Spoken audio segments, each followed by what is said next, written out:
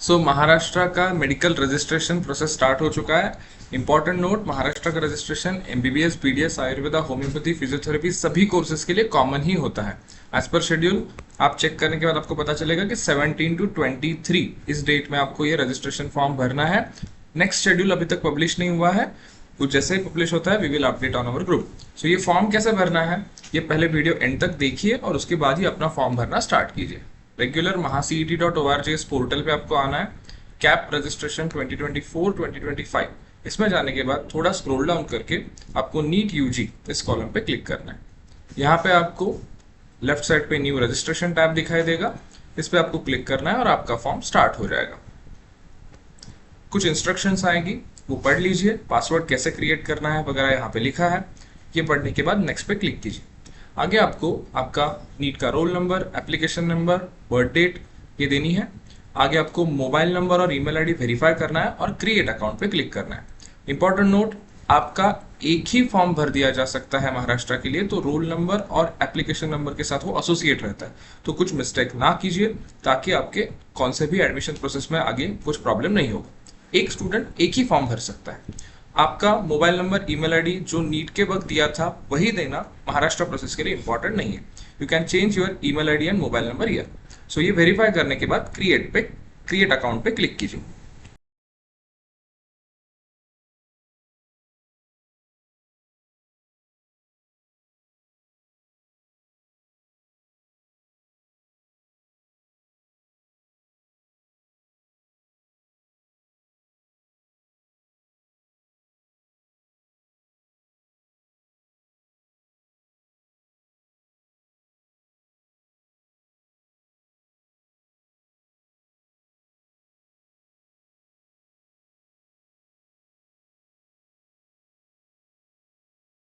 Auto system first page पे direct हो जाएगा। आपको यहाँ पे जो आपके ईमेल पे और मोबाइल पे आया हुआ पासवर्ड है वो एंटर करके लॉगिन करना पड़ेगा। आप आपका मोबाइल नंबर या फिर email ID as a application number यहाँ पे यूज कर सकते हो, वो ऊपर वाला टैब है। पासवर्ड आपको सीईटी सेल की तरफ से ही आता है, क्रिएट करने का मौका नहीं मिलेगा। तो आपका रेगुलर पोर्टल ऑन हो जाएगा। यहाँ पे राइट साइड पे क्लिक हियर ऑप्शन आ जाएगा, इस पे आपको क्लिक करना है और नेक्स्ट स्टेप जो 8 बचे हुए स्टेप्स है उस पर आपको एक करके कंप्लीट करना है।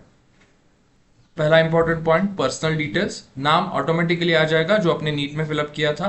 दूसरा जो क्वेश्चन है, आफ्टर 10th या फिर आफ्टर मैरिज आपके नाम में कुछ चेंज था क्या? अगर है तो यस पे क्लिक करके आप वो एंटर कर सकते हो, अगर नहीं है तो नो पे क्लिक कर दीजिए। Father's name, mother's name as per your NEET marksheet यहाँ पे आपको एंटर करना है। जेंडर आपका सिलेक्ट कीजिए, कंफर्म कीजिए। Birth date, mobile number, email ID जो वेरीफाइड है वो ऑटोमेटिकली आ जाएंगे। अल्टरनेट नंबर आपको एक देना है, मैंडेटरी नहीं है अल्टरनेट नंबर बट दे दीजिए। आधार नंबर मैंडेटरी नहीं है, देना है तो दे दीजिए, अदरवाइज नहीं दिया तो भी चलता है।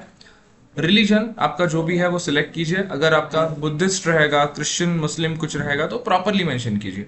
जो भी रहेगा आपका रिलीजन यहाँ पे मेंशन कीजिए ताकि आपको उसका माइनॉरिटी का बेनिफिट आगे उठाने के लिए इजी हो जाए। वैसे अलग से क्वेश्चन रिलीजन माइनॉरिटी के लिए पूछा जाता है but still you should select properly your religion. Next step is आपका पूरा एड्रेस यहाँ पे फिलअप कर लीजिए और अगर आपका प्रेजेंट परमानेंट एड्रेस डिफरेंट है तो आपको यहाँ पे चेक बॉक्स पे क्लिक करना है, अदरवाइज परमानेंट प्रेजेंट सेम है तो डायरेक्टली सेव एंड नेक्स्ट पे क्लिक करना है। नेक्स्ट स्टेप आता है रिजर्वेशंस का। रिजर्वेशन में कुछ इंपॉर्टेंट रिजर्वेशंस है जिसमें से आपको एनआरआई ओसीआई से स्टार्ट होता है। पहला क्वेश्चन यही पूछा जाएगा कि आप एनआरआई कैंडिडेट हो क्या? अगर आप येस पे क्लिक करते हो तो आपको एनआरआई के बाकी डिटेल्स भरने के लिए बोला जाएगा। अगर आप एनआरआई के लिए नो बोलते हो तो ऑटोमेटिकली वो कॉलम्स हाइड हो जाएंगे। ओसीआई कैंडिडेट्स, अगर आप ओसीआई हो तो आपके लिए यहाँ पे पूछेगा कि 10 ईयर्स का आपका residence proof, domicile certificate of Maharashtra is important. अगर आप ओसीआई नहीं हो तो आपके लिए यहाँ पे नो करने के बाद आगे रेगुलर फॉर्म ओपन हो जाता है। अगर आप ओसीआई के लिए यस बोलते हो तो ऑफकोर्स यहाँ पे कैंडिडेट नेशनलिटी फॉरेनर ऐसी ही आ जाती है। अगर आप ओसीआई के लिए नो बोलते हो तो ऑटोमेटिकली नेशनलिटी इंडियन मेंशन यहाँ पे हो जाती है। तो ड्रॉप डाउन में आपको nationality Indian, domicile of Maharashtra है तो यस बोल दीजिए, नहीं है तो नो बोल दीजिए। बट आपको अगर रेगुलर कोटा से अप्लाई करना है तो यस पे ही क्लिक करना पड़ेगा। डोमिसाइल यस लग रहा है। अब इसके बाद इंपॉर्टेंट पॉइंट आता है कैटेगरी। कैटेगरी में बहुत बार मिस्टेक हो जाती है। ओपन जनरली बोला जाता है, बट आपकी आप S C B C category हो सकती है, ई डब्ल्यू एस कैटेगरी हो सकती है। तो प्रॉपरली सिलेक्ट कीजिए। आपने नीट में ओबीसी भरा था, इसका मतलब ये नहीं कि आपको यहाँ पे ओबीसी ही भरना पड़ेगा। महाराष्ट्र में NT1, NT2, NT3, SBC जो बहुत सारी कैटेगरीज है, उसमें से जो आपकी बिलोंग आप जिसमें करते हो वो आप यहाँ पे सिलेक्ट कर सकते हो। बोलो ओपन, राइट। सब कैटेगरी कास्ट,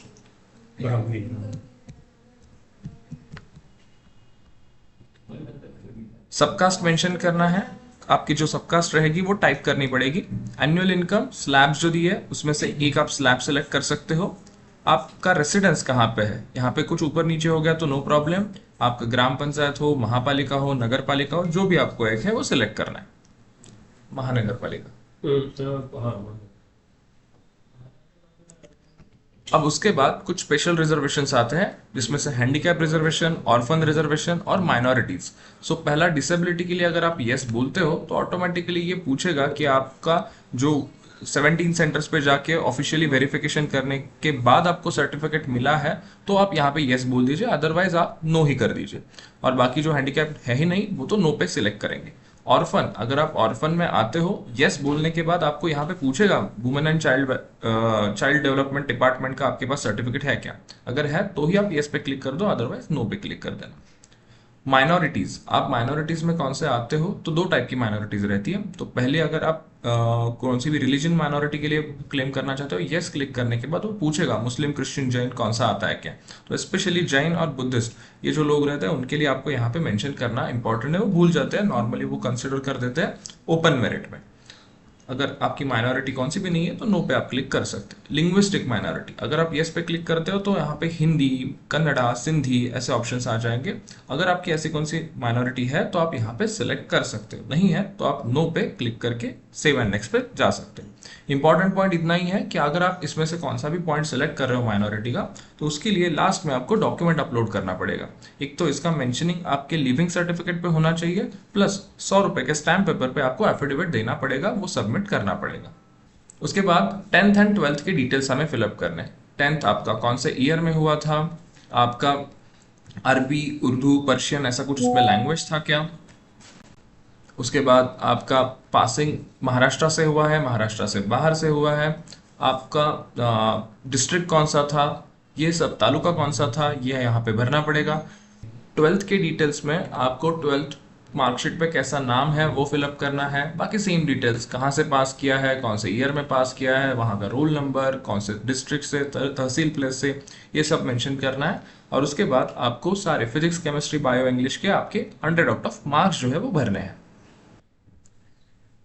अगर आपकी डिटेल्स डायरेक्टली भी फेच हो सकते हैं, गेट HSC डेटा ऑप्शन आया है तो ऑटो सारे डिटेल्स फिलअप हो जाएंगे। अगर ये फेच नहीं हो रहा है तो you can manually add this details, physics, chemistry, biology, English marks यहाँ पे ऑटोमेटिकली आ गए हैं। तो यहाँ पे मैं सेव एंड नेक्स्ट पे क्लिक करता हूँ। अब पैरेलल रिजर्वेशन 4.7, 4.8 ये जो पॉइंट्स है वो अगर आप एलिजिबिलिटी क्लॉज में नहीं बैठ रहे हो, 10th 12th डोमिसाइल आपका महाराष्ट्र से नहीं हुआ है, तो ऐसे केस में आपको एलिजिबल करवाने के लिए ये कुछ स्पेशल क्लॉज है for central and state employees. So ये आपके लिए जरूरत नहीं है।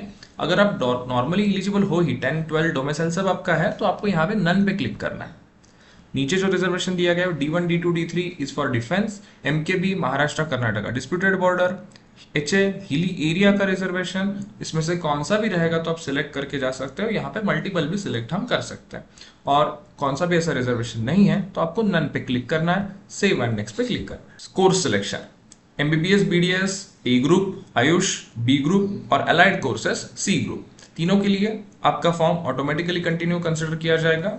आपको यहाँ पे कुछ सिलेक्शन का चांस नहीं है, आपको डायरेक्टली सेव एंड नेक्स्ट पे क्लिक करना है। अब आता है आप कौन से कोटा से अप्लाई करना चाहते हो। अगर आप सिर्फ और सिर्फ स्टेट कोटा मतलब मेरिट सीट, गवर्नमेंट हो प्राइवेट हो, सिर्फ मेरिट सीट में जाना चाहते हो तो 1000 रुपए का पेमेंट। आप अगर सिर्फ और सिर्फ इंस्टीट्यूशनल कोटा मतलब आपको मैनेजमेंट सीट्स जो चाहिए 3 टाइम्स फीस की वो चाहिए तो आप यहाँ पे सिलेक्ट कर सकते हो इंस्टीट्यूशनल कोटा। अगर आपको दोनों कोटा से जाना है तो आप सिलेक्ट कर सकते हो बोथ कोटास। अगर आपको सिर्फ और सिर्फ अलाइड कोर्सेज के लिए जाना है, बट अलाइड कोर्सेज मतलब फिजियोथेरेपी, ऑक्यूपेशनल थेरेपी, बट इसके लिए आपको दोनों कोर्स के लिए ट्राई करना है, थ्रू स्टेट को quota also and through institutional quota also. तो ऐसे केस में आप फोर्थ ऑप्शन 1000 का सिलेक्ट कर सकते हैं। सो जो एज पर योर रिक्वायरमेंट है वो सिलेक्ट करके आपको सेव एंड नेक्स्ट पे क्लिक करना है। सो ये सब स्टेप होने के बाद प्रीव्यू का ऑप्शन आता है। आप अपने सभी डिटेल्स यहाँ पे वेरीफाई कर सकते हो। ऑटोमेटिकली फर्स्ट डेटा जो आएगा वो नीड्स के थ्रू फेच किया होगा आएगा। उसके बाद पर्सनल इन्फॉर्मेशन जो आपने फिलअप की थी वो आप पूरा चेक कर सकते हो। उसके बाद अभी जो एक एक स्टेप हमने यहाँ पे फिलअप किया वो हर एक स्टेप चेक करना है प्रॉपर, और बाद में ही कंफर्म एंड नेक्स्ट पे क्लिक करना है। नेक्स्ट स्टेप पे डिक्लेरेशन आएगा। एक बार आप यहाँ पे डिक्लेरेशन चेक बॉक्स टिक करके सेव एंड नेक्स्ट पे जाते हो तो आपका फॉर्म फाइनल सबमिट पे चला जाता है। सो जो भी चेक करना है पहले ही प्रॉपरली चेक कीजिए। एडिट कैसे करना है तो सिंपल सी बात है, पिछले वाला ऑप्शन जो लेफ्ट साइड पे सभी कॉलम से डायरेक्टली क्लिक कर सकते हो। कुछ भी एडिट करना है तो वहां से आप कर सकते हो। मैं यहाँ पे सेव एंड नेक्स्ट पे क्लिक कर रहा हूँ। अब आपको ऑटोमेटिकली यहाँ पे एक डिटेल्स जनरेटर दिखाई देंगे। आपका 1000 रुपये का पेमेंट है। यहाँ पे आज अभी भी एक ही चांस है आपको विंडो अनलॉक करने का और पूरा प्रॉपर फॉर्म अपडेट करने का। अगर यहाँ पे आप अप्लाई पे क्लिक कर देते हो तो आपको कब कौन सा भी चेंज करने का मौका इस साल तो नहीं मिलेगा। सो जो भी आपको एडिट करना है वो अप्लाई पे क्लिक करने से पहले ही आप एडिट कर सकते हो फॉर्म में। सो आपने पूरा फॉर्म प्रॉपरली देखने के बाद ही आप अप्लाई पे क्लिक कर दीजिए। नेक्स्ट ऑप्शन आएगा मेक पेमेंट। मेक पेमेंट पे आप क्लिक कर दीजिए। मेक पेमेंट पे क्लिक करने के बाद आपको यूपीआई, गूगल पे सभी ऑप्शंस, क्रेडिट, डेबिट कार्ड आ जाएंगे। उसमें से जो आपको कन्वीनियंट होगा वो आप पे कर सकते हो। कभी कभार ऐसा होता है कि पेमेंट करने के बाद वो रिफ्लेक्ट नहीं होता तो लॉग आउट हो जाता है। तो लॉग आउट होने के बाद फिर से लॉग इन कीजिए और पेमेंट के पास वाला जो ट्रांजेक्शन का टैब था उस पर क्लिक कर दीजिए। आपका पेमेंट रिफ्लेक्ट हो जाएगा। Payment successful, please log in to check status, ऐसा आपको यहाँ पे राइट साइड पे मैसेज आ जाएगा। तो आपका इसका मतलब ये है कि आपका रजिस्ट्रेशन सक्सेसफुली हो चुका है। अब आपको बचा हुआ स्टेप कंप्लीट करना है, डॉक्यूमेंट्स अपलोड। तो उसके लिए आपको फिर से लॉग इन करना पड़ेगा। सभी स्टेप्स कंप्लीट आपको नजर आ जाएंगे। लेफ्ट साइड पे आपको डॉक्यूमेंट्स अपलोड का कॉलम मिलेगा, वहां पे आपको क्लिक करना है और डॉक्यूमेंट्स की लिस्ट जनरेटेड मिल जाएगी। अपलोड ऑप्शन पे क्लिक करने के बाद आपको सभी लिस्ट देखने के लिए मिलेगी।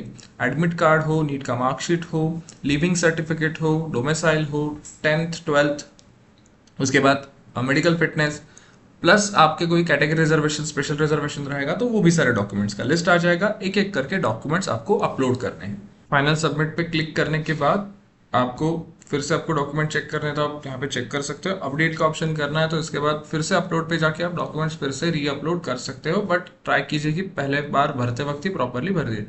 उसके बाद अप्लाइड सेक्शंस में आपको क्लिक करना है और यहाँ पे आपको दो ऑप्शंस मिलेंगे, एप्लीकेशन रिपोर्ट और पेमेंट रिसिप्ट। दोनों आप डाउनलोड करके आपके रिकॉर्ड के लिए रख दीजिए। आपके एडमिशन के टाइम इसकी जरूरत पड़ने वाली है। That's it. इतना सिंपल फॉर्म है महाराष्ट्र का। जस्ट ये प्रॉपर वीडियो चेक कर लीजिए, देख लीजिए और उसके बाद ही अपना फॉर्म भरना स्टार्ट कीजिए। All the best for your admission process.